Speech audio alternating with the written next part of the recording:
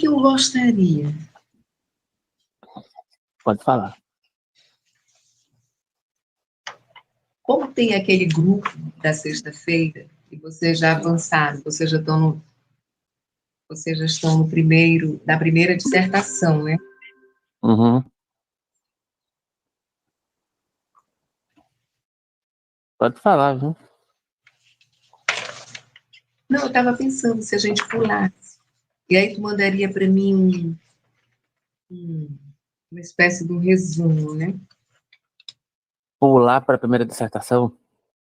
Sim, porque a ideia é eu participar desse reforço da sexta. Então, deixa eu te dizer uma coisa. Não, pode falar. Quando você terminar, eu falo. Mas aí tu vai dizer que não, né? Que não é assim. Não, Que é eu melhor. vou tentar argumentar. Se você for convencida pela minha argumentação, aí quem manda é você, porque quem está estudando é você, então eu tenho que, digamos assim, oferecer a você o que você quer. Se você quiser pular, não vai ter jeito. Eu só vou argumentar porque é que eu acho, não acho adequado. Só isso. Então Eu não tá, acho, então vamos lá. eu não acho Então vamos adequado para o 3. eu não acho adequado pelo seguinte, por exemplo, já no 4 aqui, Nietzsche vai apresentar algumas questões que a gente vai ver posteriormente na primeira dissertação, né?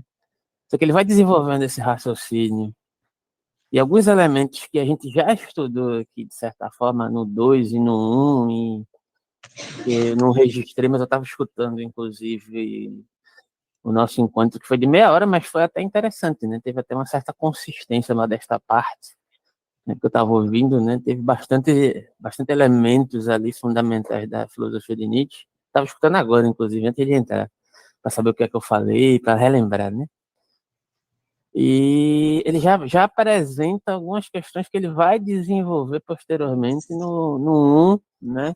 E apesar de existir um raciocínio minimamente estruturado em Nietzsche, encadeado, apesar de parecer que não, mas há um raciocínio lógico desenvolvido, há uma espécie de amarração nos trechos que ele coloca, né? Que, por exemplo, o prefácio remete à primeira dissertação, a primeira dissertação remete a segunda remete à terceira remete ao prefácio. Então, de certa forma, pular essas etapas seria perder esses movimentos que ele faz, que eu acho que amadurece a compreensão da obra como um todo. Pronto, já Mas aí, ganhou. se você quiser pular, aí vou Não, com você. ganhou. Então, inclusive agora no 4 a gente vai fazer um movimento, porque ele vai dialogar aqui com Paul Rey. Acho que você conhece Paul Rey?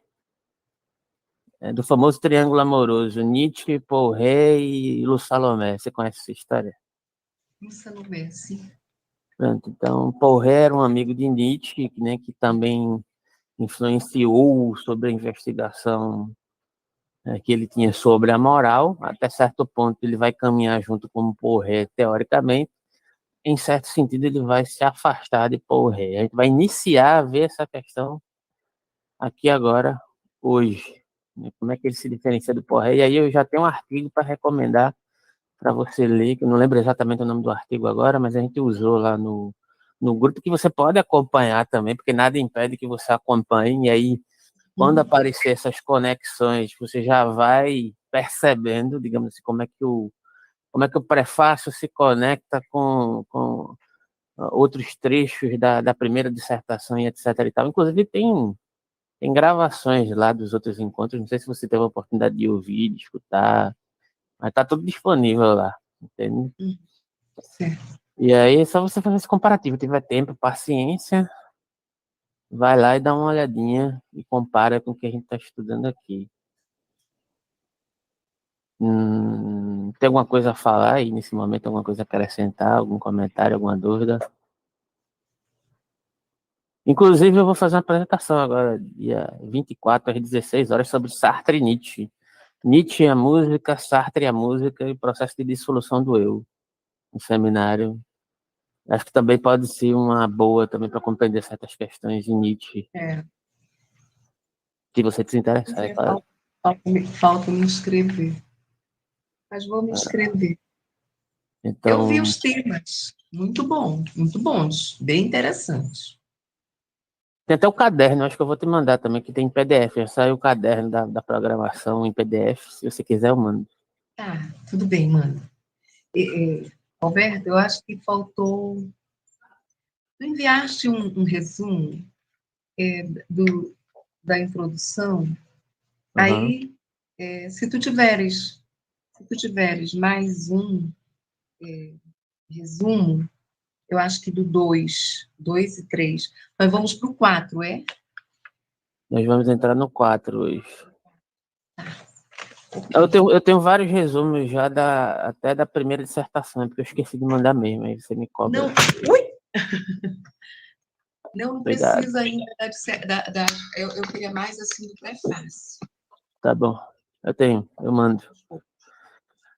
É, então, é, só retomando alguns aspectos do 3, né? Do prefácio, né? Nietzsche vai se debruçar para poder a gente entrar no texto, na leitura, tá? Sobre a questão da suspeita de Nietzsche sobre uma Ursprung, ou seja, origem, a ideia de origem do bem e do mal que se expressaram cedo na sua vida. A gente viu que teve toda aquela questão religiosa do envolvimento de Nietzsche com a causa do próprio pai, e o ressentimento que ele nutriu referente a isso, é o processo de ressignificação que ele mesmo explora no texto, né? Então, é uma questão de separar o preconceito teológico e moral, né, de outras concepções de uma forma mais genealógica, de observar esse diagnóstico que ele profere, né? Então, e aí ele se pergunta sobre em que condições o homem inventa esses juízos de valor bom e mal, né? Mas aí ele acrescenta uma consideração, pode ser considerada de certa forma histórico-antropológica, né? Quais são esses valores, ou melhor, quais são os valores do método que pode se proferir para diagnosticar esse processo de essencialização do bem e do mal, né? E para ele, até agora, obstruíram, promoveram o florescimento humano, né? Um tipo de degeneração ou um tipo de ode à força da vida e à vontade de viver, à vontade de vida, né? Então, de certa forma, ele persegue essas questões através de estudos históricos, psicológicos, tentando refinar mais essas interrogações e conjecturas até fomentar o seu próprio território, o seu próprio solo, para poder examinar a moralidade, né? Então, nesse momento, ele vai desenvolver alguns aspectos que elencaram esse processo de constituição do próprio solo, e aqui entra justamente o papel do Poré, né, nesse contexto. Aí eu vou ler já o texto. Ele diz assim: o primeiro impulso para divulgar algumas das minhas hipóteses sobre a procedência da moral me foi dado por um livrinho claro, limpo e sagaz e maroto, no qual uma espécie contrária e perversa de hipótese genealógica, sua espécie propriamente inglesa, pela primeira vez me apareceu nitidamente, e que por isso me atraiu com aquela força de atração que possui tudo que é oposto e antípoda. O título do livrinho era As Origens das Impressões Morais. Seu autor, o Dr. Paul Ré, deixa eu só abrir aqui a nota, porque eu esqueci de abrir aqui no outro PDF aqui, porque o meu livro não sei onde foi parar. A nota 4, né, analogia. Rapidinho que eu vou achar aqui. Algumas notas não são tão úteis assim, mas é bom dar uma conferida, sabe? E às vezes são importantes.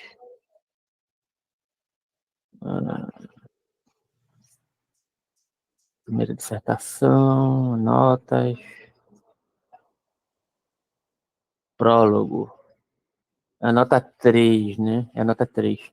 Porré, nascido em 1849, falecido em 1901, pensador alemão de origem judaica, amigo de Nietzsche, num certo período. Essa é a nota, tá? Então, voltando para o texto aqui, ah, Nota 3, né? O ano de seu aparecimento, 1877, talvez eu jamais tenha lido algo a que dissesse não de tal modo, sentença por sentença, conclusão por conclusão. Como esse livro, tem traço de irritação e paciência. Porém, né, na obra acima mencionada, na qual trabalhava então, eu me refiro oportuna e inoportunamente às teses desse livro, não para refutá-las, que tenho eu a ver com refutações. Isso aqui é um ponto importante, né? Mas aí eu vou terminar o contexto, que ele diz assim, mas sim, como convém um espírito positivo para substituir o improvável pelo mais provável e ocasionalmente um erro por outro. Isso aqui faz parte do processo genealógico nietzschiano, no sentido de perspectivismo, e compreende que a instituição do processo de verdade ele não se dá por um estabelecimento estático, tá? Então, quando ele diz que ele não tem intenções, quando ele profere determinadas oposições metodológicas a determinadas filosofias, ou a determinadas pretensões científicas, ou a determinadas pretensões morais, ele não está tentando criar um processo de sobreposição de verdade, né? Mas ele está diagnosticando que o processo de... E também isso não quer dizer que não existam verdades e que tudo seja relativo, também não é isso, porque a pessoa confunde, terminando atribuindo Nietzsche como se fosse um relativista. E aí já tem um livro que eu também recomendo, já que você solicita recomendações sobre isso, sobre perspectivismo e relativismo, que é também se eu não me engano, é do Saulo Krieger, ou eu não vou lembrar exatamente de quem é agora o livro, mas aí eu mando o link do livro posteriormente, é sobre que faz um diálogo sobre perspectivismo e relativismo em Nietzsche, como você pode, de certa forma, aprender um certo sentido de relativismo em Nietzsche, mas não totalizá-la a partir da perspectiva do relativismo, assim como tem outros autores, como, por exemplo, Richard Schacht, né, que é um filósofo estrangeiro que tenta delinear um diálogo de Nietzsche com filosofias pretensamente científicas, filosofias ligadas a uma perspectiva mais analítica, ligada a um certo sentido de ciência dura, tentando provocar esse diálogo, né, do Nietzsche, como ao proferir esse diagnóstico, ele estaria se relacionando com uma espécie de verdade, como correspondência, mas isso aí é outro papo, né? O que eu quero dizer com tudo isso, na verdade, é que existe uma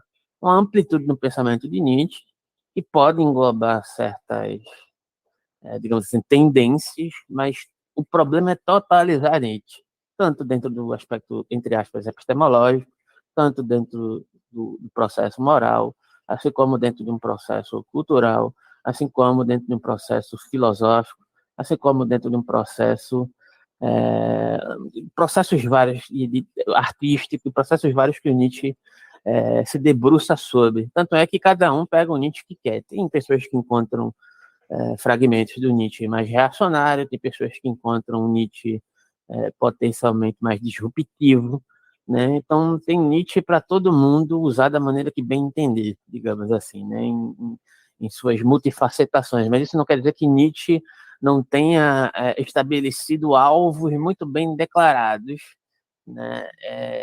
E que possam ser identificados, tá? E ignorar essas questões é desconsiderar, de certa forma, uma leitura mais rigorosa do autor. Então, dito isso, a questão do Nietzsche é que esse processo de dissolução da verdade está envolvido com um processo de confluência de um estado pré-consciente que a gente pode identificar lá no, no primeiro texto do prefácio, que envolve a questão do problema dos conhecedores, né, que somos de nós mesmos desconhecidos, né, que existe um processo de envolvimento, de construção do conhecimento da verdade, que é afetivo acima de ser racional. Ou, eu digo mais, o processo racional é constituído desse sentido afetivo, né? Não posicional, digamos assim, não direcionado para uma perspectiva de uma plena consciência da construção do conhecimento. É basicamente isso. Então, por isso que ele disse isso aqui, que tem eu a ver com refutações, né? O que ele está interessado em outra questão, né? Não em estabelecer verdades sobre verdades. E aí, prosseguindo, mas sim como convém um espírito positivo para substituir o improvável pelo mais provável e ocasionalmente um erro por outro. Foi então que, como eu disse, pela primeira vez apresentei as hipóteses sobre as origens, a Ursprung, né? Tem um texto do próprio Foucault, e aí eu indico também, né, que é sobre genealogia da moral na microfísica do poder, que ele fala um pouco sobre a percepção deles acerca do Nietzsche, sobre essa ideia de Ursprung, né? Então é bom anotar, dar uma olhada, porque às vezes serve como uma orientação a mais, para poder compreender a contestação dessa ideia de origem para o Nietzsche, né? Então, foi então que, como eu disse pela primeira vez, apresentei as hipóteses sobre origens a que são dedicadas essas dissertações. De maneira canhestra, como seria o último a negar, ainda sem liberdade, sem linguagem própria, para essas coisas próprias e com recaídas e hesitações diversas. E aí o Nietzsche está indicando pontos da obra dele, e eu acho que posteriormente a gente pode explorar cada aforismo desse em cada obra, né? E aí talvez seria bom anotar, mas também tem aí no livro, né? E aí ele diz: Humano Demasiado Humano, parágrafo 45, sobre a dupla pré-história do bem e do mal, a saber, na esfera dos nobres e na dos escravos. Igualmente, em Humano Demasiado Humano, 136, sobre o valor e origem da moral ascética. Isso aqui já remete à terceira dissertação, né? A questão do ascetismo, né? Igualmente, 96 e 99, e volume 2 do Humano Demasiado Humano, em 89, sobre a moralidade do costume. Moralidade do costume, né? Aqui tem três momentos aqui da consciência, basicamente, que a gente vai poder estabelecer posteriormente em Nietzsche, né? Que é a questão da moralidade do costume que o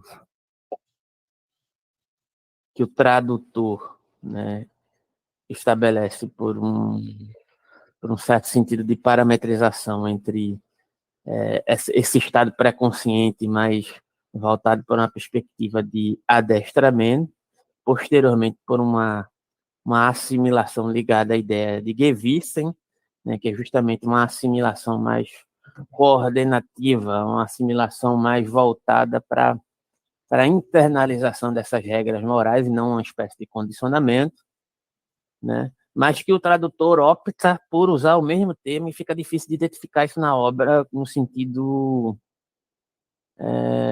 em português, porque ele usa o mesmo sentido, ele usa o mesmo termo, moralidade do costume para eticidade do costume e para Gewissen, e para outras concepções de consciência, né? Foi uma opção que ele fez, mas não esclarece muito o movimento que Nietzsche faz. Então, talvez seja interessante, né? E aí eu não estou exigindo que você domine o alemão, eu também não domino o alemão, apenas instrumentalmente fazendo comparações. Dá uma olhada no original, né? Se você se interessa, eu posso mandar também, para fazer a comparação de como ele opta por essa tradução única, se bem que no alemão há certas variações, né? E aí eu tenho até uma anotação sobre isso que eu posso te mandar também, sobre esses três momentos que existem na obra, mas ele opta por traduzir tudo por moralidade do costume, né? E advogar por um contexto que dê a entender que há um processo de transição que eu entendo que é uma falha, né, do texto, da tradução. Então ele fala aqui sobre a questão da moralidade do costume como aquela espécie de moral mais antiga e primordial, né? Aquele diferente toto coelho, diametralmente, do modo de valorizar altruísta, uma espécie de condicionamento que o rei vai se debruçar também, né? E aí ele fala sobre como todos os genealogistas da moral ingleses vê como modo de valorar em si. Igualmente, 92, o Andarilho e sua sombra, 26, Aurora 112, cadê? Sobre a origem da justiça como um acerto entre poderosos, mais ou menos iguais. Isso aqui é a questão do reconhecimento entre pares referente aos nobres, mediante a moral do guerreiro de Ereté. Isso é a questão que a gente vai explorar posteriormente, né? O sentido agônico da vontade de potência e dos aspectos genealógicos enquanto diagnóstico, né? Da moral. O equilíbrio como pressuposto de todo contrato, né? Portanto, de todo direito, a questão contratual e econômica. Do mesmo modo, o Andarelli e sua sombra 2233, sobre a origem do castigo, como essa processualidade econômica, né, que a gente vai explorar posteriormente também, ao qual a finalidade de intimidação não é essencial nem primordial, né? A intimidação, como, por exemplo, é algo que a gente já explorou, inclusive, no penúltimo encontro lá no grupo do Nietzsche, lá que você estava comentando, no sentido de que o Pourret reconhece, por exemplo, na institucionalidade do Estado, um processo de, digamos assim, de possibilitar uma harmonia social. Por mais que ela, em certos aspectos, seja injusta, o Pourret conclui, ele concorda até certo ponto com Nietzsche, no sentido de dizer que existe uma certa liberdade da vontade que é limitada, mas ele entende que o condicionamento pode provocar, né, o condicionamento normativo, nesse sentido institucional, pode provocar uma reorientação por uma espécie de readestramento e assimilação por um estabelecimento institucional que provoque determinadas condições de punição ou de recompensa, né, que possam causar um mal-estar ou um bem-estar a esses organismos. E é nesse ponto onde o Nietzsche se afasta do Pourret, porque para o Nietzsche isso é uma posição extremamente utilitária e essencialista da moral. Então, para o Nietzsche, não existe esse essencialismo utilitário da moral como um processo de harmonia mediada pelas instituições. Para o Nietzsche, na verdade, é tudo mera imposição que se dá dentro das relações, digamos assim, perspectivadas, né, ou relacionadas, né? O Estado se estabelece porque é uma pretensão de estabelecer um processo de hierarquização. Ponto. Não porque preza uma harmonia. É um condicionamento hierárquico de quem pôde estabelecer o Estado e se impor a outros corpos dentro de um estado de regulação. Ponto. Né? E aí se relacionaria, de certa forma, a gente vai poder explorar isso, acho que na primeira dissertação, onde o Nietzsche vai dialogar com os filósofos dos contratualistas, né? Hobbes, Locke, Rousseau, e ele vai problematizar essa questão inserindo-se nesse diálogo, né? E aí a gente pode ver algumas aproximações e afastamentos de Nietzsche com Hobbes, por exemplo, e aquela famosa máxima, o homem é o lobo do homem. O Nietzsche ele concorda em certos aspectos com o Hobbes, mas ele vai se afastar em outros também, porque ele diz que o Hobbes faz uma espécie de essencialização a contrapelo, né? De entender que existe um mal arraigado no homem, né? Fundamental, e ele também não vai concordar com isso, né? Porque de certa forma, corroborar uma certa tese cristã também, para ele, né? Em certa medida. Então, Nietzsche não está preocupado com a essencialização do mal e do bem aqui. Ele está preocupado em dissolver isso, né? A vontade de potência ela não é boa nem má. Ela é sobreposição, ela é relação, ela é subjugar. Mas ela não pode ser compreendida dentro de uma égide predominantemente moralizável. Entende? É preciso algo a mais para poder compreender esse movimento. Não se colocar de fora da perspectiva moral, apesar de isso não ser realizável por completo. Né? Alguma questão até aqui? Não. Então vamos lá, né? E aí você já pode ir identificando, talvez, aqui, pontos de interesse para você desenvolver a sua tese. Porque esse aqui é o ponto, né? Talvez, será que você se interessa pela questão do Estado, pela questão das regulações normativas? Será que você se interessa pela questão ética que implica as institucionalidades políticas? Ou será que você se interessa pelos aspectos mais psicologizantes dessa relação? Né? Que dando dicas para você ir pensando aqui em uma possível temática. Né? Então, vamos lá. Não lembro nem onde é que eu parei aqui. Sobre a origem do castigo, a qual a finalidade de intimidação não é essencial nem primordial, como pensa o Dr. Ré. Ela lhe é, isto sim, enxertada em determinadas circunstâncias e sempre como algo acessório adicionado. E aqui eu encerro o 4, e acho que talvez a gente possa entrar no 5, se você não tiver nenhum comentário. Vamos para o 5, tá ótimo. Então, deixa eu ver se eu não tenho alguma anotação aqui sobre o 4. Rapidamente. O 5 é interessante. Eu sei que é interessante, mas deixa eu só fazer uma contextualização aqui do 4 para reforçar alguns aspectos. O 5 vai entrar meio que na questão de Schopenhauer, da liberdade da vontade, ou da impossibilidade de liberdade da vontade. Então, resumindo o 4, há um diálogo com Pourret que vai ser reexplorado várias vezes. Né? Esses utilitaristas ingleses vão estar centrados aí nessa discussão que eu acabei de mencionar, né? Um certo sentido utilitário da moral como um processo de regulação. Né? Então, ele diz que de certa forma, a obra do Ré mantém um certo aspecto mais perverso de genealogia, que ele chama de tipo inglês, né, e que vai ser desenvolvido posteriormente.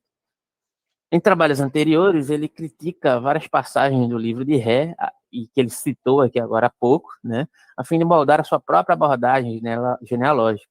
Ele aponta seções específicas, como o Humano Demasiado Humano, o Andarilho e Sua Sombra, o Amanhecer do Dia, que era um dos títulos iniciais para Assim Falou Zaratustra, né, que prefiguram anotações, na verdade, né, que prefiguram tema-chave da própria genealogia. Ao destacar essas disputas com Paul Ré, Nietzsche alerta para o modo atípico de sua postura crítica e que não se trataria de refutar esses erros, né? E aí, mais uma vez citando, que tem a ver com refutações. Com um espírito positivo, ele pretende substituir o improvável pelo mais provável, em algumas circunstâncias, substituir um erro por outro, né? Esta observação teria um significado importante para a forma como podemos ler as investigações genealógicas do Nietzsche, que pode ser útil para uma discussão preparatória de como ele entendia o processo genealógico. Eu recomendo também o aforismo Homens Preparatórios do Nietzsche, que eu não vou lembrar exatamente qual é a obra que está, mas eu mando posteriormente, que também fala um pouco disso, desse forjar do conhecimento circunscrito a partir do erro e do processo do erro a partir da perspectiva agônica, né? Um dos autores que vai colaborar para esse diagnóstico do agon do Nietzsche, inclusive contemporaneamente o Nietzsche, é o historiador Jacob Burckhardt, que era estudioso de história grega, né? Então, em Crepúsculo dos Ídolos, o Nietzsche vai mencionar diretamente Burckhardt em alguns trechos também. E aí, se você estiver anotando, você me lembra posteriormente para não esquecer todas essas referências aqui que eu estou colocando, né? Quem vai explorar um pouco também dessa agonística no Nietzsche é o Lyotard, não sei se você conhece esse filósofo, né? Ele também explora alguns aspectos de uma forma interessante que a gente possa compreender como é que funciona essa agonística, né? Dentro da produção do próprio conhecimento, dos diagnósticos que o Nietzsche pretende fazer. Então, há sempre esse caráter agonístico dentro de dentro de um possível processo de hierarquização do conhecimento, né? O que o processo genealógico do Nietzsche visa mostrar é que as doutrinas que se estabelecem a partir de um processo de reverenciação, não podem ser estabelecidas como fixas ou eternas. Elas têm uma história e surgem a partir da disputa de forças, a partir de um agon, né? Que são contrários existentes e, na verdade, não podem evitar de serem apanhados de calças curtas no seu próprio processo de investimento, né? Nas suas próprias condições às quais se opõem, né? Não sei se eu me faço claro aqui, né? Existe um interesse que constitui todo e qualquer tipo de conhecimento, né? Isso Foucault vai falar também, né? Não existe produção científica desinteressada, isso é balela. Toda produção científica é envolvida politicamente, é engajada politicamente. Não existe neutralidade. Neutralidade é uma conversa fiada, né? Dizendo aqui em palavras bem claras. Sim. Né? Interessante.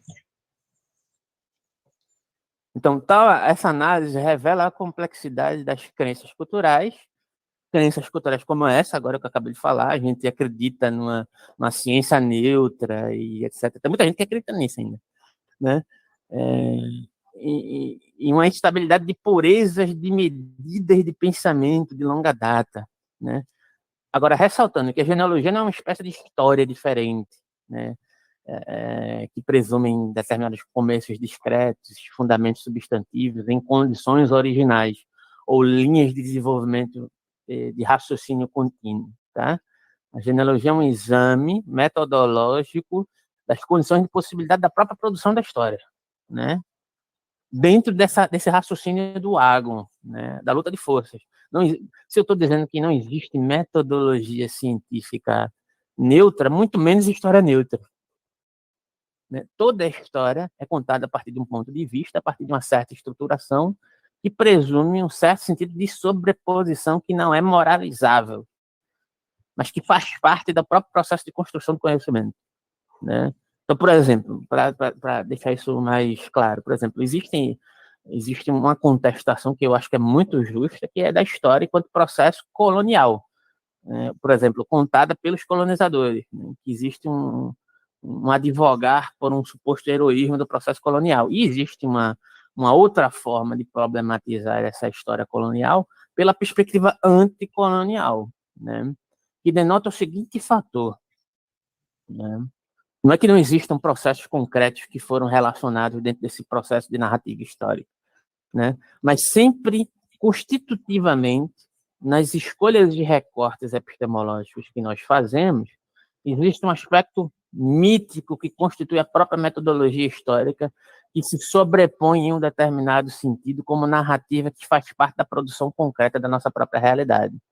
Então, a forma, isso está presente, inclusive, num livro que eu gosto muito, do Vohringer, que é a questão da filosofia do como se.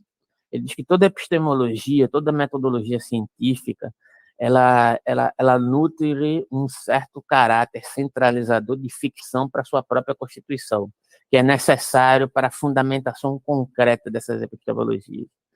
Então, dentro da disputa narrativa, não é que não existe uma concretude, né? Que não estou problematizando a questão colonial, né? Mas eu estou problematizando a questão de como as narrativas históricas são constituídas a partir de um certo processo de edificação que é necessário para, de certa forma, inserir culturalmente as narrativas históricas dentro de um processo de criação de realidade que é, inclusive, educacional.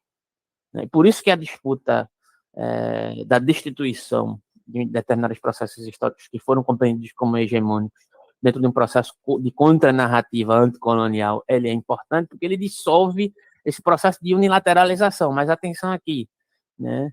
Há também um certo equívoco que ocorre nesses discursos anticoloniais, que é o de essencializar a narrativa por um processo de origem, de ancestralidade demasiadamente mistificada, idealizada. Isso também é um equívoco. Isso é o que Nietzsche está botando aqui, não através disso que eu estou mencionando, mas questionando o lugar da origem, né? Me fiz compreender aqui ou ficou muito complicado?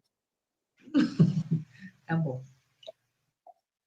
Tá Você ótimo. conseguiu acompanhar? Sim, sim. Então, o desafio é se livrar da idealização, né? É entender que as circunstâncias culturais elas sempre implicam, produção constante.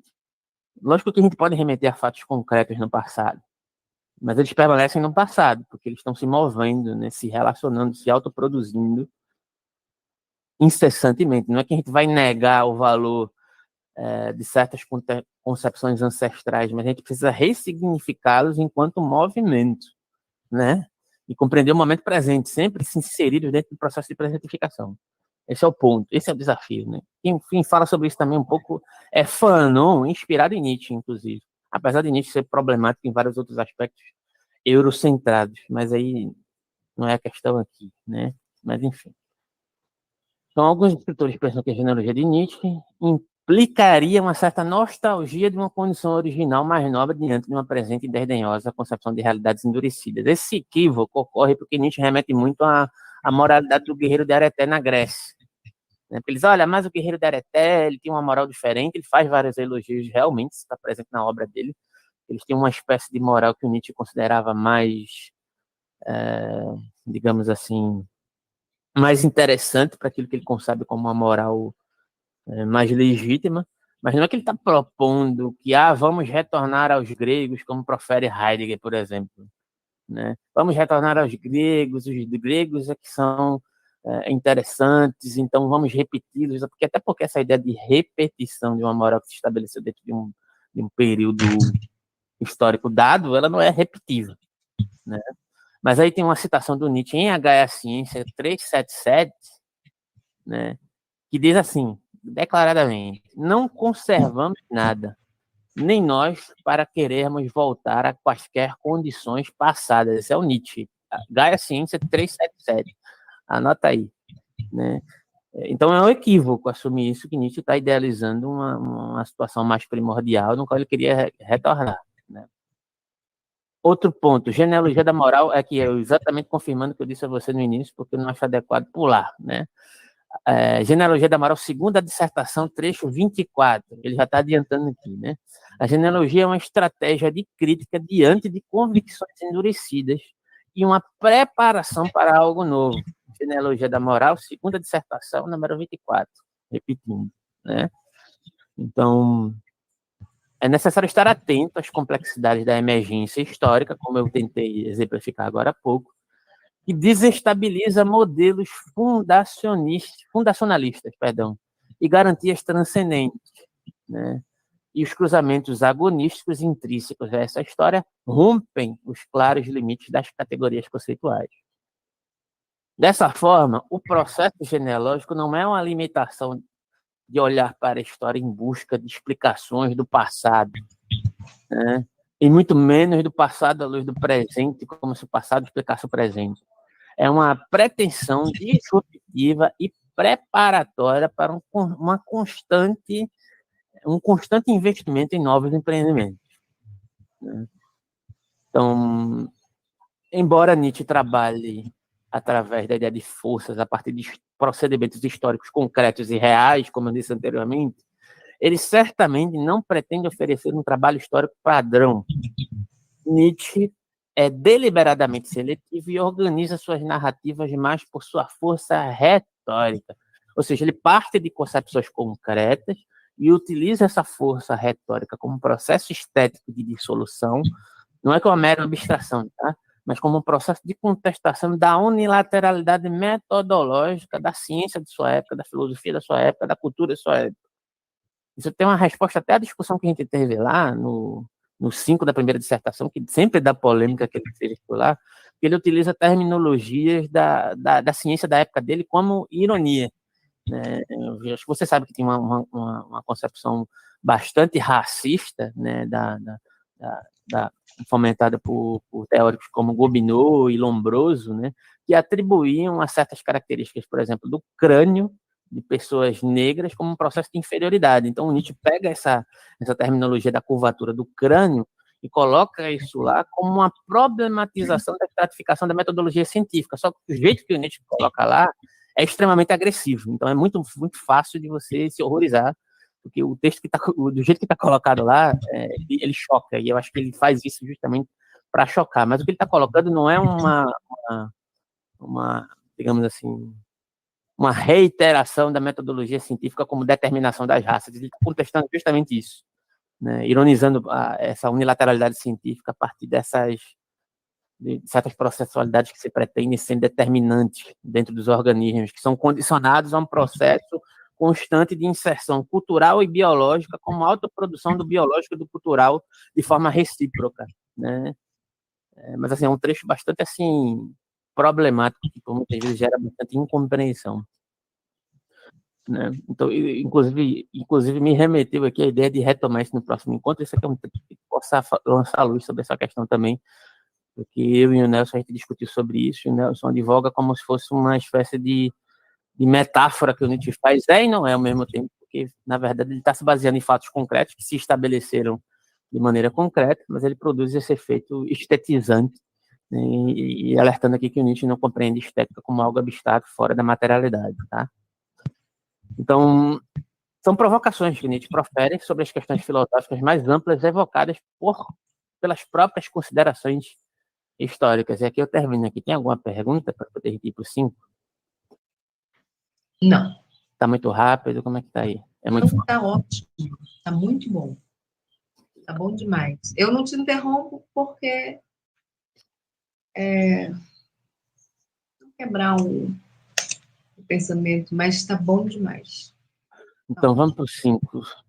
Né? Talvez a gente não consiga dar conta da compreensão da totalidade do 5, porque ele envolve algumas questões aqui com Schopenhauer, né? E aí talvez precise de um processo um pouco mais longo, talvez, né? Não sei, vai depender de você. Mas vamos lá. No fundo, e vamos lá, estou lendo 5 já, para poder depois ir comentando, tá? No fundo, interessava-me algo bem mais importante do que revolver hipóteses minhas ou alheias acerca da origem da moral. Mas, precisamente, isso me interessava apenas como vista a um fim para o qual era um meio entre muitos. Para mim, tratava-se do valor da moral, E nisso eu tinha de me defrontar, sobretudo, com o meu grande mestre Schopenhauer. E aqui eu abro um outro parênteses para indicar mais um trecho. Eu espero que você esteja anotando para me lembrar depois aí tudo que eu indiquei. Eu tenho isso em arquivo também, as cartas do Nietzsche, do jovem Nietzsche, né? Deslumbrado por Schopenhauer. Ele era um grande admirador de Schopenhauer, né? Então, muito do que ele cunha, teoricamente, ele deve ao Schopenhauer, apesar de que ele vai se voltar contra o Schopenhauer. Isso vai ficar claro aqui, né? Então, ele chamava de meu Schopenhauer, ele tem uma admiração e um deslumbre muito grande por Schopenhauer, né? Mas depois ele se afasta, né? Então, cadê? Ao qual aquele livro, A Paixão e a Secreta Oposição daquele livro se dirigem a um contemporâneo. Também ele era um escrito polêmico. Tratava-se em especial do valor do não egoísmo, e aqui, de certa forma, já começa a introduzir a questão do ascetismo. Porque, no final das contas, o Schopenhauer vai contestar a tradição cristã, mas ele vai recair numa espécie de essencialismo que é análogo ao comportamento cristão, uma espécie de salvação pelo ascetismo, né? Isso está no livro do Schopenhauer, O Mundo como Vontade e Representação. Acho que você já ouviu falar bastante, né? Então, a conclusão que o Schopenhauer chega é que, por mais que não haja uma possibilidade de salvação no mundo metafísico, há uma espécie de salvação pelo ascetismo, que na compreensão do Nietzsche é uma espécie de concepção metafísica, de salvação pelo paraíso justificado de outra maneira, digamos assim. Né? Pela mortificação do corpo, pela negação dos impulsos, né? Tudo isso desenvolvido pela égide do ascetismo, né? Então, inclusive, o próprio Freud vai ser bastante influenciado por isso, apesar do Freud, em alguma medida, ser meio hipócrita, né? Porque ele quer se estabelecer como cientista e ele nega suas bases filosóficas em vários momentos, mas ele era um ávido leitor de filosofia, né? Então, vamos lá. Dos instintos de compaixão, e aí ele vai citar porque e tudo isso vai desembocar no ascetismo, né? Compaixão, abnegação, sacrifício, e precisamente Schopenhauer havia dourado, divinizado, idealizado. E aqui a nota 5, deixa eu só achar a nota aqui. Nota 5. Dourado, divinizado, idealizado, e aí os termos em alemão. Vergotet, Vergottlicht, Versentigt. A tradução deste último termo, como idealizado, é apenas uma aproximação. Trata-se de um verbo forjado por Nietzsche a partir do substantivo jenseits, além. Significaria, portanto, transposto para o além, tornado transcendente. Essa é a nota. Cadê?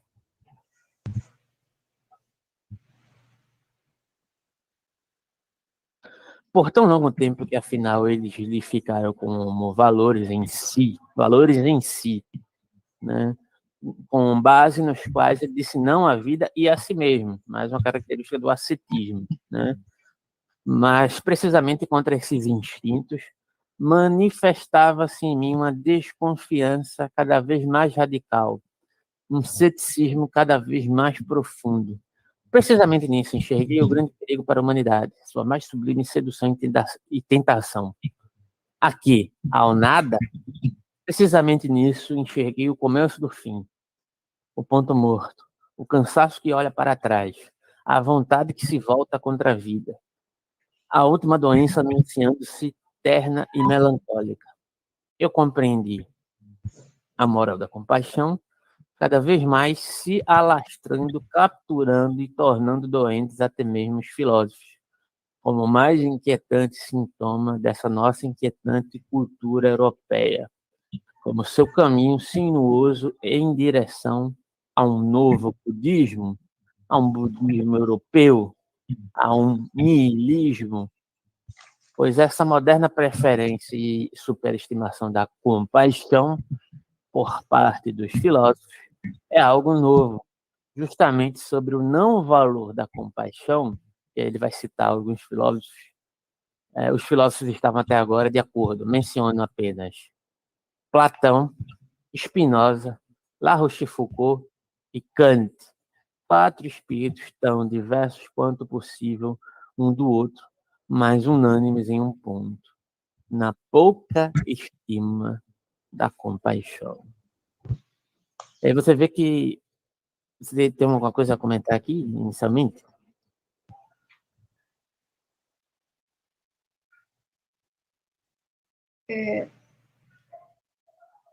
Então, ele comenta, ele fala aqui a respeito dessas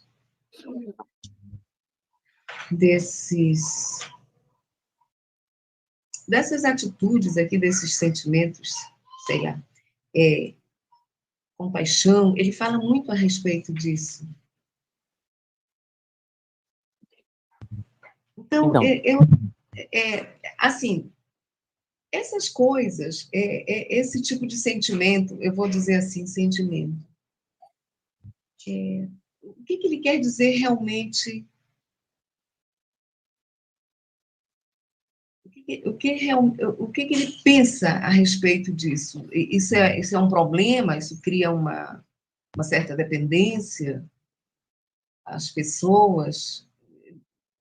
Comenta um pouco sobre isso. Então, a questão da compaixão é o seguinte. Eu gosto de usar como paráfrase um trecho lá de Zaratustra, porque tinha a ver também com isso, sobre a questão do amor ao próximo, né? Porque Nietzsche pega e diz, olha, não amo o próximo não, amo o mais distante, que é melhor. E aí muita gente unilateraliza essa compreensão, dizendo que o Nietzsche seria uma espécie de alguém que está proferindo um discurso da indiferença à solidariedade humana. Não é necessariamente isso não, tá? Só para deixar claro aqui.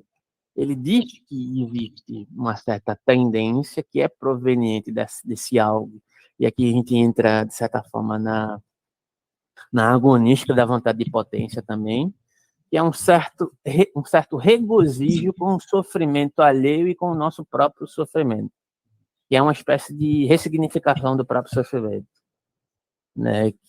E a compaixão, enquanto um certo aspecto de essencialização da compaixão pela moralidade cristã, além de ser um aspecto essencializador, é um tipo de nivelação por baixo, no seguinte sentido, que se utiliza dessa espécie de prazer que existe no sofrimento, no seu próprio sofrimento e no sofrimento alheio, tanto é que lá na frente ele vai dizer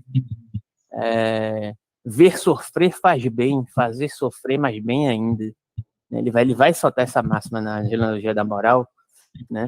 Que é uma espécie de camuflagem de uma espécie de solidariedade subterfugiada que, no seu fundo, tem uma espécie de prazer, né? A compaixão, além de ser uma intensificação do sofrimento do outro, cristã, tá?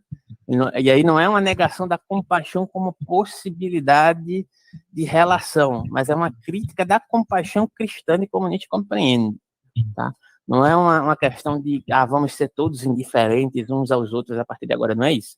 Mas é uma crítica da essencialização da ideia de compaixão cristã, no qual diz o seguinte: a espécie de compadecimento que o cristianismo profere, né, é uma espécie de intensificação do sofrimento, onde eu advogo por uma espécie de compadecimento, mas eu quero também fazer o outro sofrer junto comigo. E mais do que isso, eu quero me regozijar com o meu próprio sofrimento e com o sofrimento alheio. Então, quando eu me compadeço de alguém, quando eu me ofereço a partir dessa égide de compaixão cristã, né, na verdade, eu estou embotando uma espécie de sentimento de superioridade.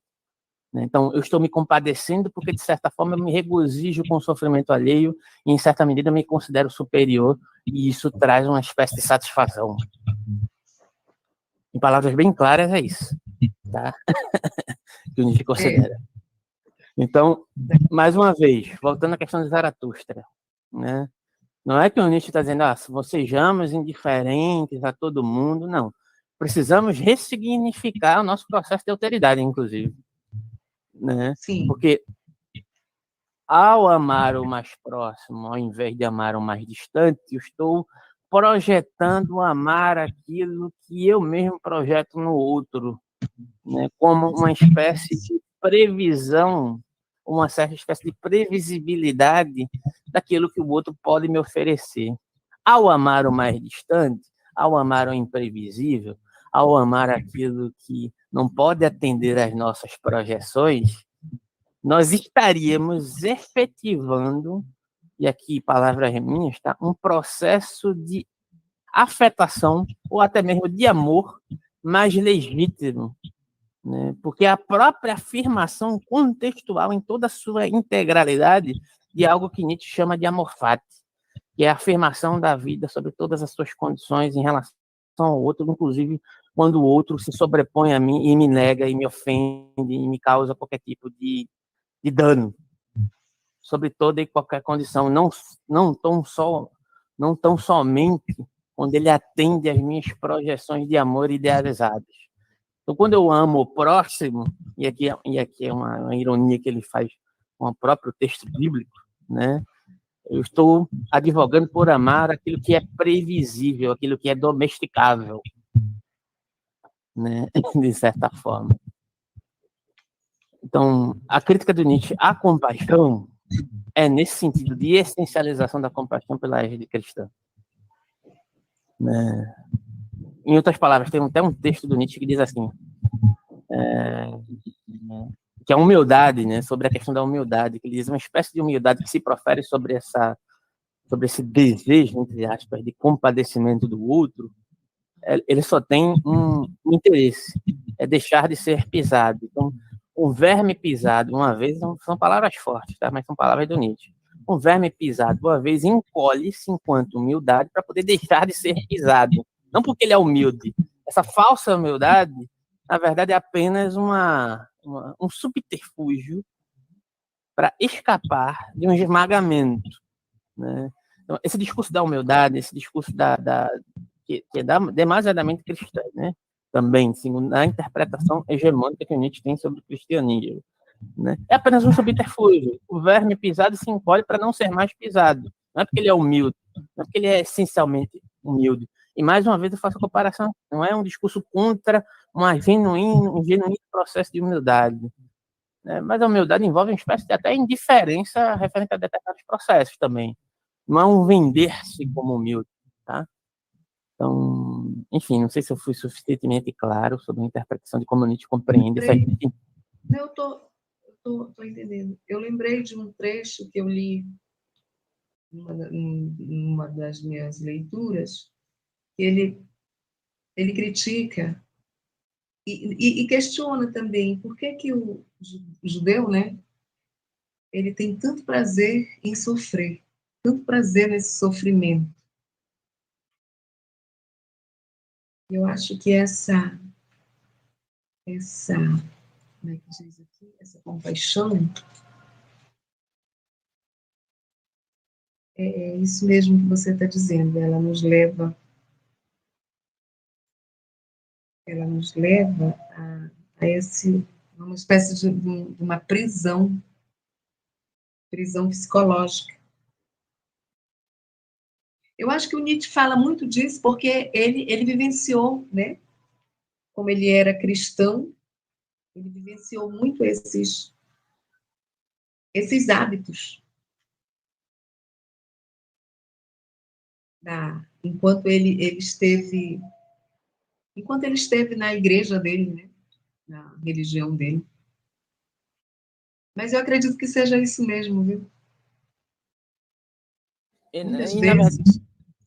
Muitas vezes essa compaixão, ela nos adoece. Ela mais nos adoece do que nos ajuda. Essa compaixão é uma espécie de contaminação, segundo Nietzsche. Ela é como um cárcere. E outra coisa, se você se sente na obrigação de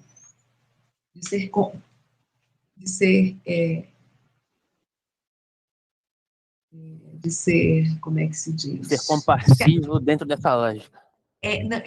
Mas de carregar a cruz do outro. Você se sente na obrigação. Se você não faz isso, por exemplo, você se sente até fora desse aspecto, né?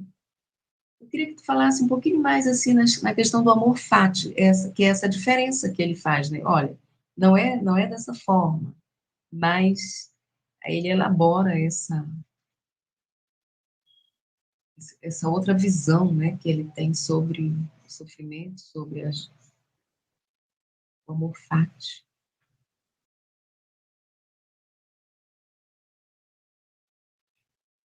Ele faz essa crítica.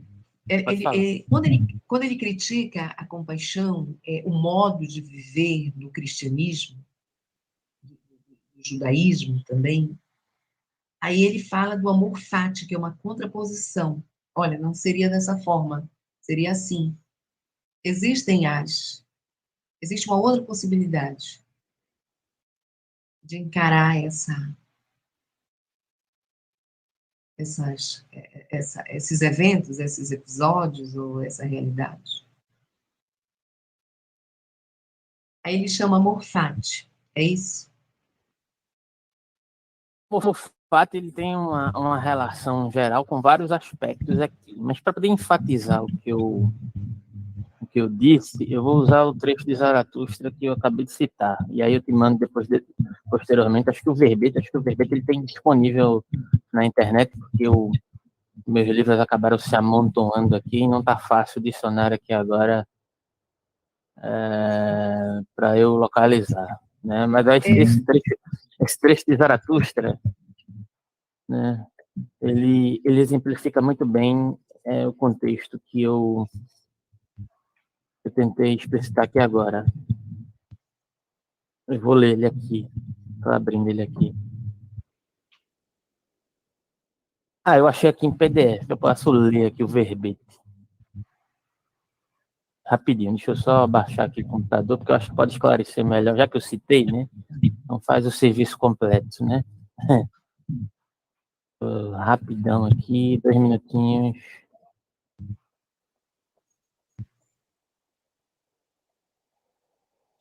Deixa eu ver a hora.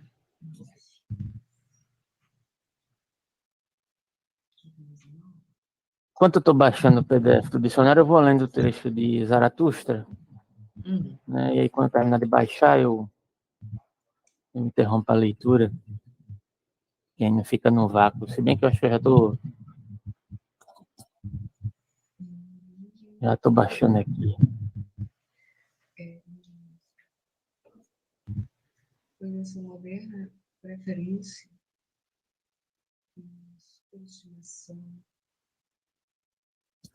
superestimação da compaixão.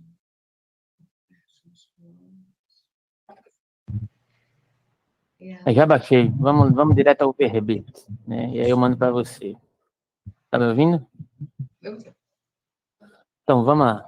Tá me ouvindo? Sim. Amor fati. Por amor fati, antiga expressão latina cujo sentido literal é amor ao fado, destino ou amor à fatalidade. Nietzsche compreende o amor ao que é necessário. Em suas anotações, ele passa a utilizar a expressão no outono de 1881, pouco depois de ter o pensamento do eterno retorno do mesmo. Trata-se, como ele explicará anos depois, em Et Homo, de uma fórmula para medir a grandeza da vontade afirmativa do homem. Tudo isso que está relacionado com o que a gente está lendo aqui agora, tá? Sua capacidade de aquiescência incondicional diante de todas as coisas inscritas na ordem do tempo. Ou seja, não querer nada de outro modo, seja em relação ao passado, amar tudo aquilo que já ocorreu, que não poderia ter ocorrido de outra maneira, ou ao futuro, amar tudo o que há de vir. Seja em relação à eternidade, amar o instante, posto que cada momento pode repetir-se de forma idêntica ao eterno retorno do mesmo. É importante observar que já no primeiro momento que utiliza a expressão, Nietzsche considera um amor fati como imperativo que ele mesmo define em sua anotação como ama aquilo que é necessário. Nas obras publicadas, apresenta o amor fati apenas em HS Ciência e em Et Homo, nesses dois momentos separados por um intervalo de 6 anos. É de modo diferente que ele se refere ao amor fati em 1882 e o aborda em 1888. HS Ciência, quando vem diagnosticar a morte de Deus e apresentar o pensamento do eterno retorno do mesmo, Nietzsche introduz o amor fati na abertura do livro 6 na forma de um pedido diante do ano que inicia. Gostaria de dali em diante, amar as coisas tal como elas se apresentam, sem julgar, abstendo-se de coordenar. Espera aí, só um instante. Na verdade, no livro 4, tá? Abstendo-se de condenar. O que ocorre? Desejando ser apenas alguém que diz sim. Já em Et Homo, ele vincula o amor fati ao pensamento do eterno retorno do mesmo e considera o amor fati não como algo que sua vontade gostaria de conquistar, mas sim como aquilo que lhe é mais imanente. Fórmula que possui um vínculo estreito com a possibilidade de repetição cíclica de todos os acontecimentos. Amar o que é necessário implica em sua radicalidade em amar a possibilidade eterna de retorno do próprio niilismo, concepção que anula as noções de caos, contingência, liberdade da vontade, finalidade. O amor fati é um dionisíaco de ensino ao mundo, tal como ele é, sem desconto, exceção ou seleção. Essa é a definição de amor fati. Então, você percebe aqui que tem dois momentos aqui da questão do vínculo, da definição de amor fati do Nietzsche. Isso é um conceito que aparece esparsamente nas obras dele, mas que tem um certo constitutivo importante com outros conceitos, como, por exemplo, a ideia de eterno retorno, inequivocamente com a própria noção de vontade e potência, né? Com a própria noção de perspectivismo, que é essa questão inexorável da necessidade das realizações dos processos históricos dentro de um certo sentido de hierarquização e a possibilidade, no primeiro momento, na questão da Gaia-ciência, como uma possibilidade de inserção e afirmação da vida em sua integralidade, e, em um segundo momento, a partir de uma compreensão da própria necessidade de um certo sentido constitutivo imanente de tudo que existe a partir da própria lógica inexorável do amor fati, né? Um processo integrador. Então, aproveitando esse insight, eu vou ler aqui o texto de Zaratustra, deixa eu só localizar aqui, que é a questão do amor ao próximo, só para fechar essa questão, né? E aí ele diz assim: vós vos amontoais junto ao próximo e tendes belas palavras para isso. Mas eu vos digo, vosso amor ao próximo é vosso mau amor por vós mesmos. Fugir de vós mesmos em direção ao próximo. E desejaríeis fazer disso uma virtude. Mas eu enxergo através de vós, e aí atenção a essa palavra que a gente citou ela hoje, inclusive, desinteresse. Lembra que eu falei que não existe nenhum tipo de investimento que seja desinteressado? Então, essa compaixão para o Nietzsche também ela não pode ser nutrida de um desinteresse, porque há um subterfúgio nessa espécie de compaixão. E aí ele diz: o tu é mais antigo que o eu. O tu foi santificado, mas o eu ainda não. Assim o homem se apressa para junto do próximo. Eu vos aconselho o amor ao próximo. Aconselho-vos antes a fuga ao próximo e amor ao mais distante. Mais alto que o amor ao próximo está o amor ao distante e o futuro. O futuro como esse constante reinvestimento dentro do processo de diferenciação, apesar de que talvez possa se confundir aqui quando se fala de eterno retorno do mesmo. Eterno retorno do mesmo aqui como repetição, né, desse algo que tem a possibilidade de repetir, é uma determinação material circunscrita dentro do processo cíclico. Não é que as situações são as mesmas, mas os estados de coisas podem se repetir analogamente, tá? Por conta da limitação material, que é a influência que a gente tem dos históricos, do mundo determinado, do mundo cíclico, né? Sem origem e nem finalidade, também se relaciona com essa questão aqui, que o mundo para os históricos ele não foi criado pode-se até admitir que existe um certo processo de virada cíclica nos históricos, mas acontece de modo diferente. É como se fosse um reset do mundo cíclico, né? Isso é outra história, depois a gente adentra mais especificamente nessa questão. Mas não existe surgimento. Os gregos não existe criação, por exemplo, né? Então, Nietzsche está circunscrito nessa compreensão de uma determinação material. Então, por isso, o eterno retorno do mesmo. Mas tem outros pensadores que vão problematizar isso, por exemplo, Deleuze, que, na verdade, vai advogar por um eterno retorno da diferença. Mas é uma diferença compreendida dentro dessa limitação, mesmo que se componham a partir de estados de coisas que possam se repetir. Mas a situação nunca é a mesma, de fato, né? Mas aí, eu acho que o mais interessante é compreender isso dentro de uma chave ética, porque é uma chave de contraposição a uma ideia metafísica, que as coisas poderiam ser diferentes, de que a liberdade da vontade poderia agir de outro modo. É justamente tudo que vai ser abordado posteriormente dentro da ideia de punitivismo jurídico e institucional que vai ser problematizada lá na segunda dissertação, né? Enfim. E aí Nietzsche conclui assim, Zaratustra: mais alto que o amor ao próximo está o amor ao mais distante e futuro, ainda mais alto que o amor aos homens está o amor às coisas e a fantasmas. Esse fantasma que corre à tua frente, meu irmão, é mais belo do que tu, porque não lhe dás tua carne e teus ossos, mas tens medo e corres para o teu próximo. Teu próximo é o quê? Aquele que é conhecido, aquele que é projetado conscientemente. Não suportais a vós mesmos e não vos amais o bastante. E aqui é uma questão, uma referência, pode inferir o amor fati, porque é a afirmação da inexorabilidade daquele que somos, digamos assim. E não vos amais o bastante, por isso quereis induzir o próximo a vos amar, dourando-vos com o seu erro. Qual é o erro, né? É quase que uma projeção narcísica de se apegar às imagens projetadas por um processo de idealização e se esquecer do próprio processo de imanência corporificado, de fato. Então, eu acho que a psicologia ela pega um pouco desse pensamento do Nietzsche. com certeza. É isso que eles dizem, né? Assim, pegam e mais ou menos, só que a ciência ela termina também produzindo. Eu vou reformular o que eu falei, não a ciência, né? Mas as generalizações metodológicas que se produzem a partir de determinados campos científicos que advogam por certos setores da psicologia, terminam mistificando o próprio método científico também, né? Idealizando de fato. Mas, enfim, isso é um papo para outra questão, né? O próprio Freud termina fazendo isso.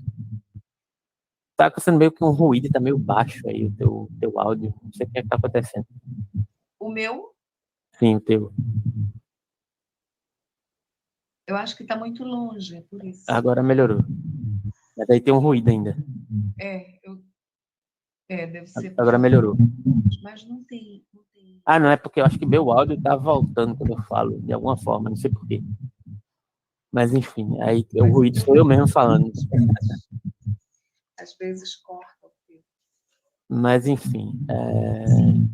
Então, temos 1 hora. Ainda avança mais ou a gente fica aqui? Tem muita coisa ainda sobre Schopenhauer, aí você que decide. A gente continua aqui ou para dar uma pausa aqui para poder entrar mais especificamente sobre Schopenhauer. Tá bom. Eu acho que a gente dá uma pausa, aí você prepara algo bem legal a respeito desses 5, né? Já está preparado, mas enfim. Mas é porque tem algumas especificidades que eu acho que talvez seja muita informação, não sei. Tá certo. Mas você que sabe.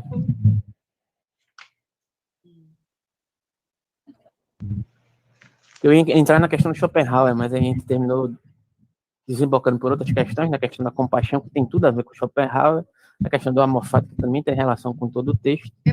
É porque depois ele vai se decepcionar. No começo ele está muito empolgado com Schopenhauer, mas depois acontece alguma coisa, acho que ele acaba descobrindo que é tudo a mesma coisa, né? Vai acabar descobrindo que o Schopenhauer ele valoriza também esses aspectos do cristianismo. Ele valoriza por tabela, né? Porque ele é um defensor da compaixão também, em certa medida, a partir desse ascetismo. Porque o Schopenhauer compreende que essa compaixão é algo que nos une, de certa forma, que produz esse sofrimento em comum, como você mesmo falou. E o Nietzsche não vai ser a favor disso, né? Na verdade, ele quer extirpar isso, né?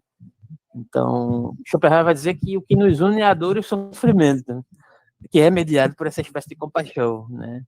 Então, se existe um processo de alteridade no Schopenhauer, é esse processo do compartilhamento do próprio sofrimento através da compaixão. Então, Nietzsche vai ser contra isso. Sei. Podemos ir para o 6 ou tu queres comentar mais?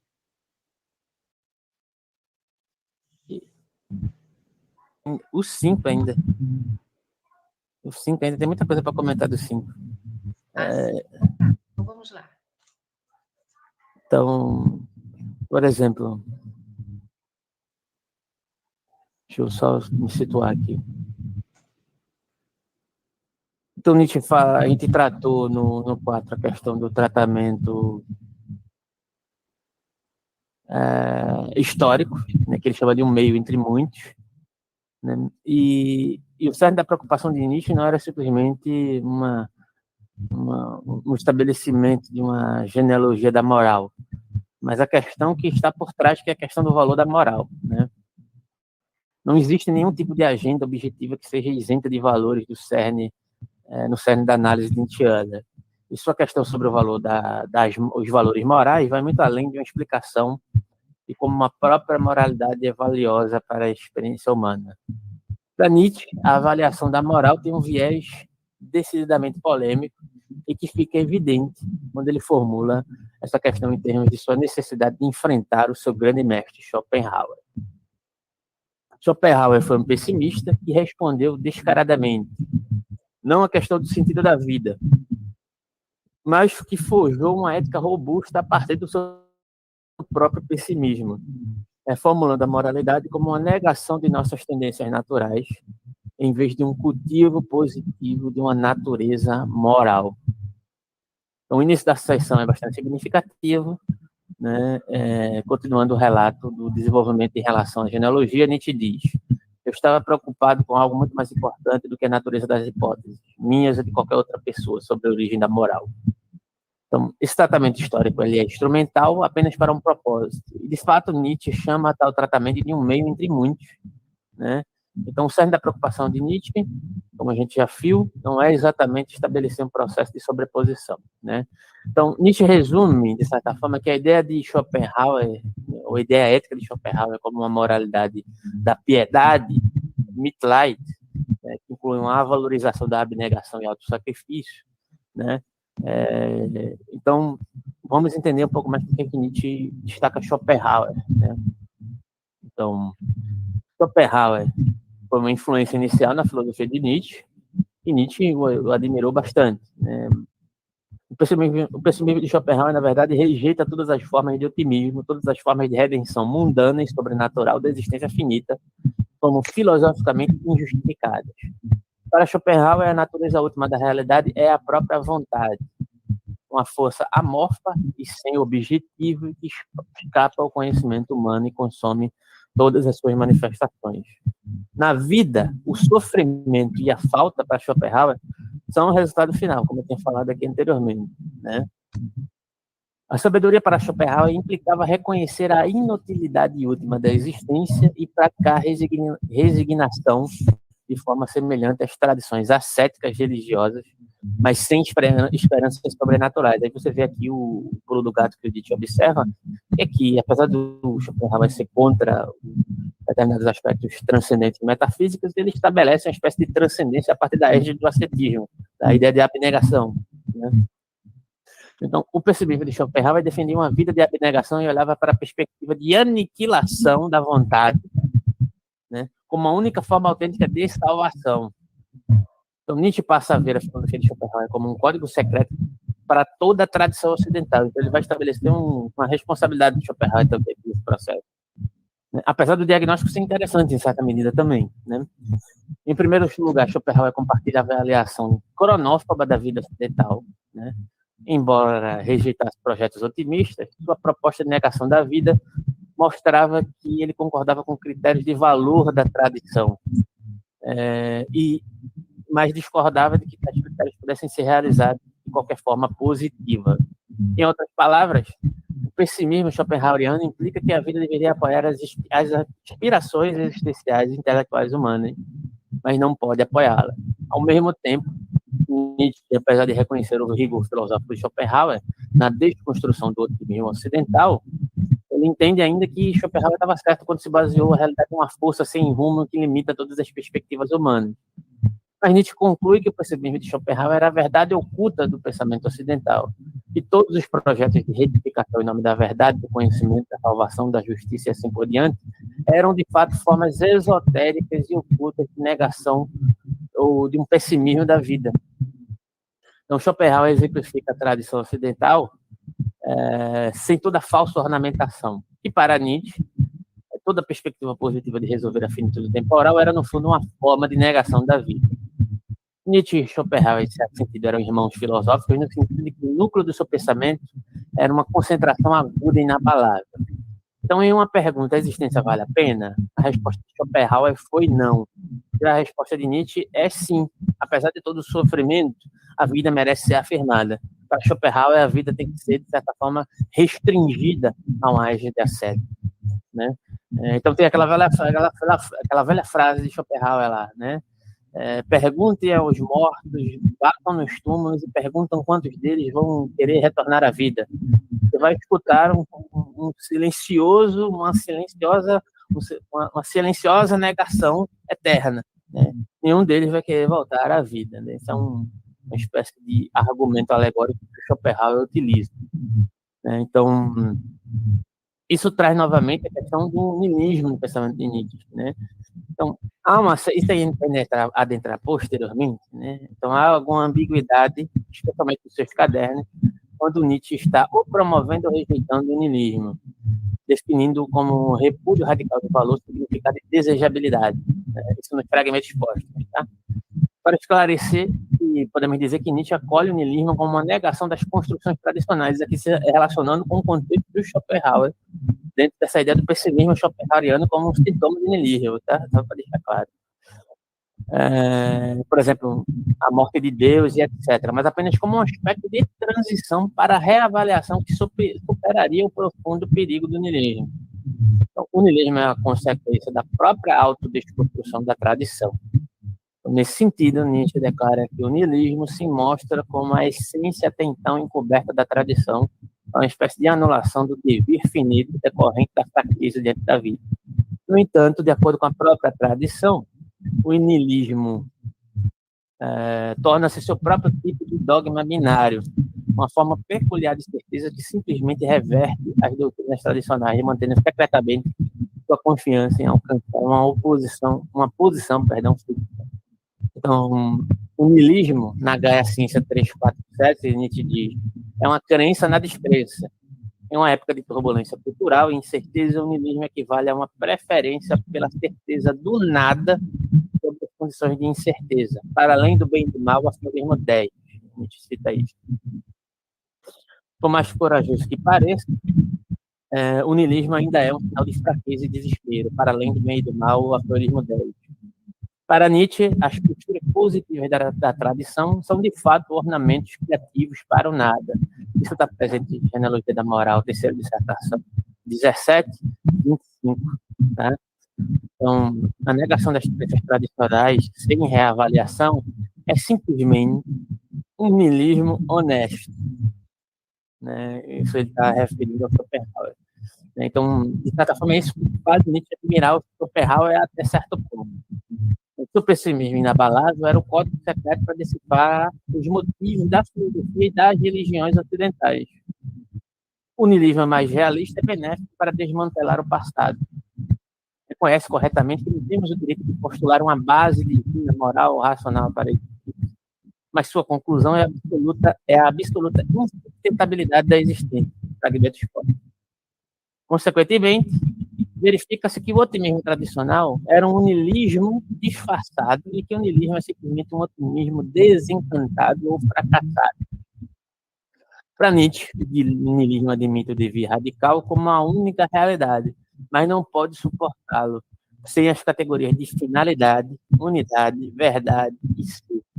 Então, sem essas categorias, o mundo agora parece sem valor. Fragmento exposto. O niilista é alguém que acredita que o mundo como deveria ser não existe.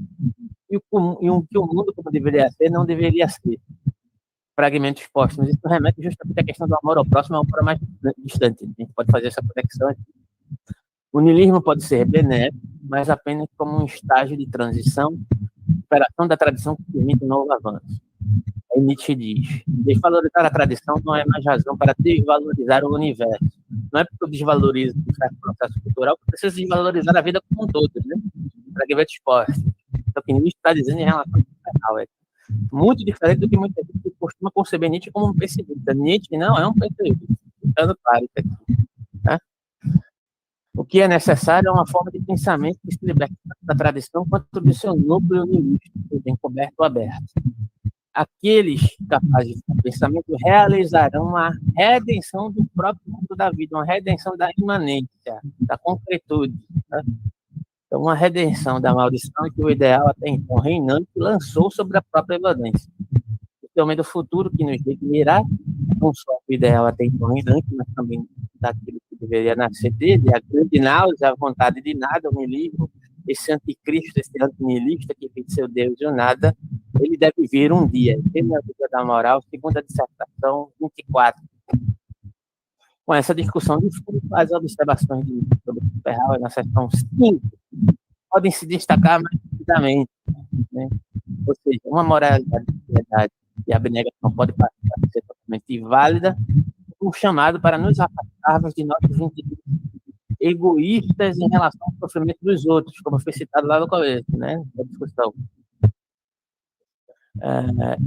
Mitleid poderia ser melhor traduzido como compaixão, literalmente sofrimento com os outros, uma experiência de sua dor como sua, o que levaria a um interesse em avaliar a dor ou a benefício que causar dor na minha atitude, que valorizasse esse modo quando dirigido a si mesmo por outro.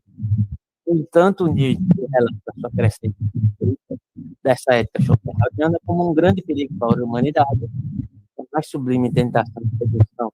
Tentação de quê? Para nada. É importante reconhecer que esse perigo é uma supervalorização da piedade e não ao fenômeno da piedade como tal, destacando mais uma vez o que eu falei lá no início. Tá? Não é que Nietzsche diz assim, agora mandar o mundo a merda e não pode ter a piedade de ninguém, não. É que existe um certo processo de apiedação que é essencializado e que precisa ser combatido em certa medida, né? Justamente o que ele está estabelecendo aqui.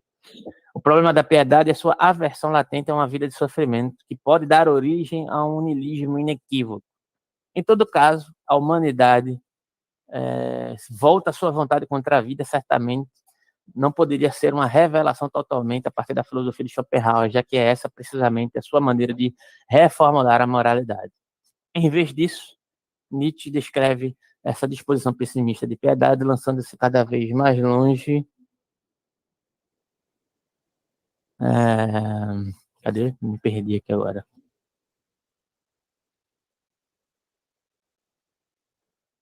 Mais longe para pegar até mesmo os filósofos e deixá-los doentes, como um sintoma mais estranho, da nossa cultura europeia.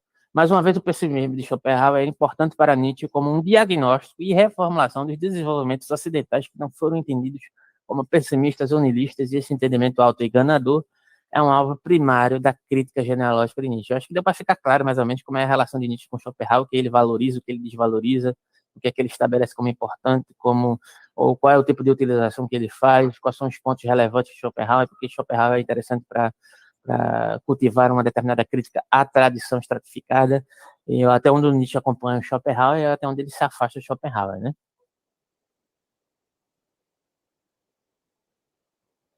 Tá fechado aí o microfone.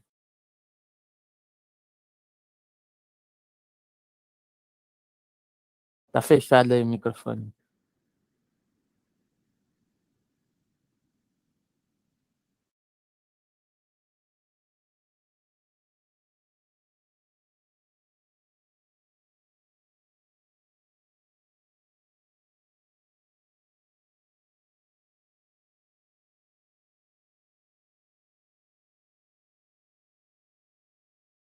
Tem um iconezinho no microfone aí embaixo, em algum lugar na tela.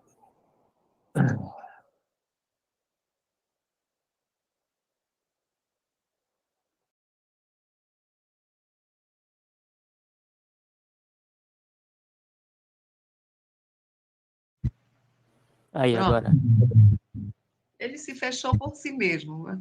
Não, foi eu que fechei o ruído da minha voz, estava me desconcentrando. Alberto, e cortou bastante. Depois eu vou mandar aí, vou dar uma olhada na gravação, eu acho que não cortou não na gravação não, aí você pode reescutar, mas você devia ter avisado.